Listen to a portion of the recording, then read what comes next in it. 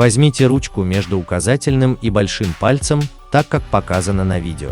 При этом длинная часть ручки смотрит вниз. Это и будет начальной позицией выполнения трюка. Первый этап изучения.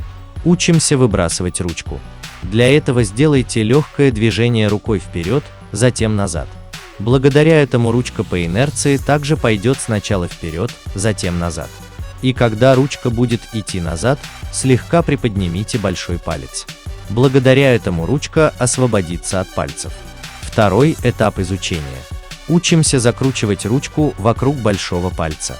Для этого нужно сделать движение рукой в виде буквы S.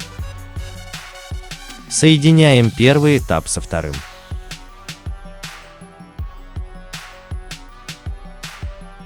Последний этап изучения.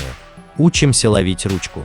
Когда ручка сделала полный оборот вокруг большого пальца, опустите большой палец. Благодаря этому вы поймаете ручку в изначальную позицию, но теперь длинная часть ручки будет смотреть вверх. Важно понимать две вещи. Первое. Этот трюк делается без помощи пальцев, и только при помощи руки задается движение ручки. Второе.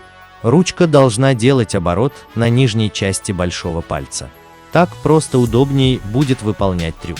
На этом все. Удачи в изучении!